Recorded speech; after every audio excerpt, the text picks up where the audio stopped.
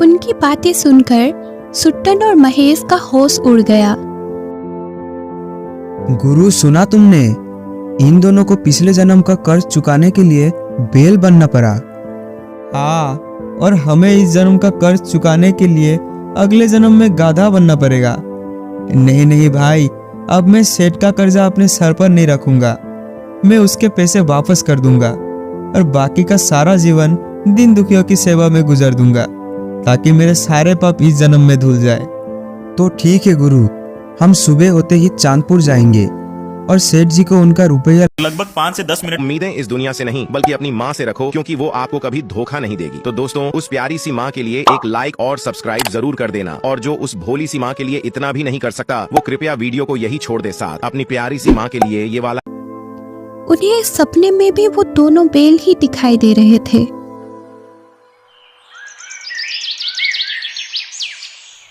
जब सुबह वो दोनों जगे तो ये देखकर हैरान थे कि किसान का एक बेल सचमुच ही मर चुका था और किसान रो रो कर दुखी हो रहा था। गुरु, उन दोनों बेलों की बातें बिल्कुल सच निकली। उनमें से तो एक ने दम ही तोड़ दिया। हाँ, वह अपने मालिक के पिछले जन्म के कर्ज से मुक्ति पा चुका है। अभी कुछ देर ही गुजरी थी कि तभी वहां पर एक आदमी आया और वो किसान से कहने लगा, अरे भाई, तुमने मेरा कर्ज अभी तक नहीं उतारा। अब तुम्हें इसका परिणाम भुगतना पड़ेगा। मैं तुम्हारे बेल को ले जा रहा हूँ। भाई, मैं जल्दी आपका कर्जा उतार दूंगा। मेरे बेल को छोड़ दो। देखो तो सही, मेरा एक बेल पहले से ही मर चुका है। मुझ पर दया करो। उस आदमी ने बिल्कुल भी दया नहीं दिखाई और वो किसान के दूसरे बेल को डंडे मारते हुए अपने साथ ले गया। ये सारी घटना दोनों ठग अपनी आंखों से देख रहे थे। दोनों ठगों ने उसी समय अपना सारा सामान समेटा और चांदपुर के लिए रवाना हो गए। एक दिन के लंबे सफर के बाद दोनों ठग सेठ शांति प्रसाद के हवेली पर जा पहुंचे। सेठ जी, हमें बचा लीजिए। हमें पाप के गड्ढे में गिरने से बचा लीजिए। अरे भाई, कौन हो तुम दोनों? हमें इतनी जल्दी भूल गए सेठ जी? हम दोनों महेश और छुट्टन हैं। कल ही तो आपसे 2000 रुपए लेकर गए थे। सेठ जी, ये दोनों तो वही है जो कल आए थे। मैं अभी खाता निकलकर इनका हिसाब बताता हूँ। हाँ सेठ जी, मैं अभी इनका खाता देखकर आपको बताता हूँ कि इनके नाम पर कितने रुपए हैं। हुजूर, हम अपना कर्ज आपको सूद समेत लौटाना चाहते हैं। ये लीजिए आपके 2011 रुपए और हमारा नाम काट दीजिए। नहीं भाई, मैं कर्ज की अदाई इस तरह से नहीं लेता। मैं अपनी वसूलों का पक्का आदमी हूँ। रकम लौटाने का जब तुमने वायदा किया था, मैं उसी समय पर कर्ज वापस लूँगा। तुमने अगले जन्म में कर्जा लौटाने की बात कही थी, अब मैं अगले जन्म में ही लूँगा। सेठ जी, ये अब क्या कह रहे हैं? भला कोई अगले जन्म में भी कर्ज चुका सकता है? हाँ सेठ जी, जब हम इसी समय आपका कर्ज लौटा रहे हैं, तो फिर आप क्यों अगले जन्म की बात करते हैं?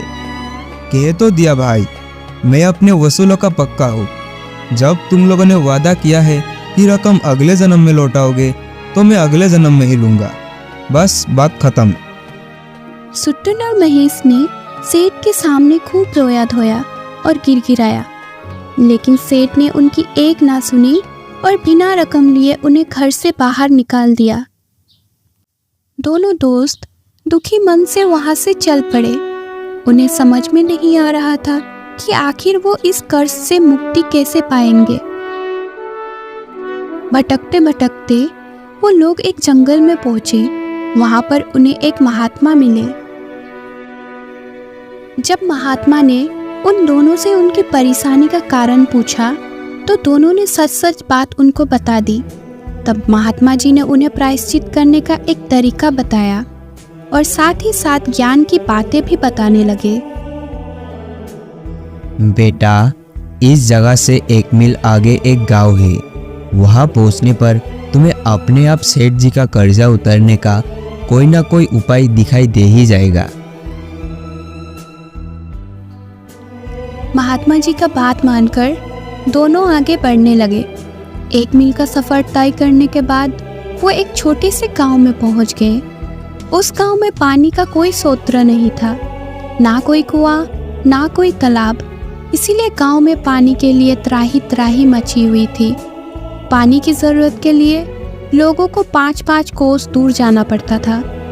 वहाँ की दशा देखकर सुट्टन के दिमाग में साधु की बात आई। वो सोचने लगा, यदि यहाँ पर पानी का कोई स्रोत पैदा किया जाए तो हमारा कर्ज उतर सकता है।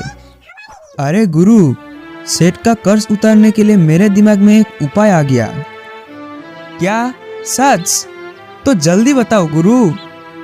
सुट्टन महेश के कान में धीरे धीरे से कुछ समझाने लगा, जिसे सुनकर महेश का चेहरा भी खिल उठा। दोनों इस समय कहीं से कुदाल लेकर आए और एक स्थान पर खुदाई करने में जुट गए। वो दिन रात जमीन खोदते रहे और ठीक 1 महीने के बाद एक गहरा कुआं खोदने में सफल हो गए। उसमें से पानी भी निकल आया। उसके बाद उन्होंने मिस्त्री को बुलाकर उसे पक्का बनवा दिया और कुएं पर 2000 रुपये भी खर्च हो चुके थे। कुआं तैयार हो जाने पर सुट्टन ने महेश से कहा, चलो गुरु, अब डंडे संभाल कर खड़े हो जाओ। गाँव वालों को जैसे ही कुएं के बारे में पता चलेगा वे पानी के लिए दौड़े दौड़े आएंगे।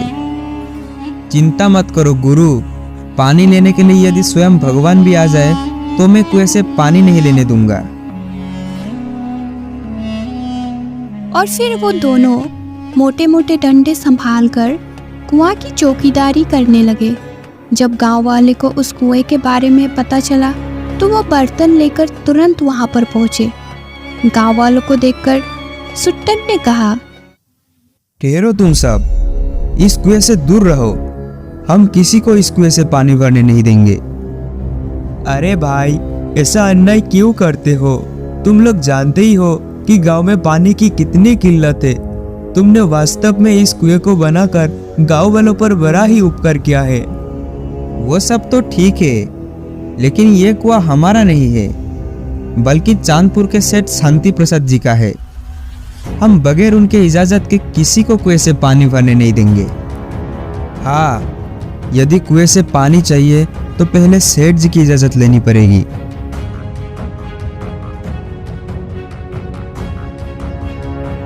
पूरे गांव वाले सेठ शांति प्रसाद के पास पहुंच गए और सेठ जी से विनती करने लगे, दुहाई हो सेठ जी, हम पर रहम कीजिए। क्या हुआ भाइयों, आप लोग मुझसे ऐसी दुहाई क्यों मांग रहे हो? क्या बिगाड़ा है मैंने आप लोगों का? तब गांव वालों ने सारी बातें उन्हें कह सुनाई। सेठ जी, अब आप ही हमें अपने कुएं से पानी लेने की आज्ञा दे दीजिए ताकि हमारे सारे दुख दूर हो सके। आप लोगों को कोई गलत फहमी हो गई है भाइयों। मैंने आप लोगों के गांव में कोई कुआं नहीं बनवाया। जरूर वे दोनों व्यक्ति आप लोगों को झूठ बोल रहे हैं। नहीं नहीं, ऐसा ना कहिए सेठ जी, हम लोग बड़ी आशा लेकर आपके पास आए हैं। लेकिन भाई, जब मैंने वहां पर कुआं बनवाया ही नहीं तो मैं कैसे आप लोगों को पानी भरने की इजाजत दे दूं? क्या वह मेरे कहने से तुम लोगों को पानी भरने देंगे? जरूर भरने देंगे सेठ जी, हमें विश्वास है। बस आप हमारे साथ चलकर उन दोनों व्यक्तियों को कह दीजिए। ठीक है, चलो भाइयों, मैं तुम्हारे साथ चलता हूँ। फिर सारी सच्चाई आप लोगों के सामने आ जाएगी। सेठ अपने मुंशी के साथ जब गांव वालों के साथ गांव में पहुंचा तो दूर से उन्होंने सुट्टन और महेश को कुएं के पास डंडे हाथ में लिए हुए खड़ा दिखा। सेठ जी, ये दोनों तो वही ठग मालूम पड़ते हैं जिन्होंने आपसे 2000 रुपया कर्ज में लिए थे और अगले जन्म में कर्ज वापस करने की बात कही थी। हाँ, पहचान रहा हूँ, लेकिन इन कम वक्तों ने यहाँ पर क्या चक्कर फैलाया हुआ है?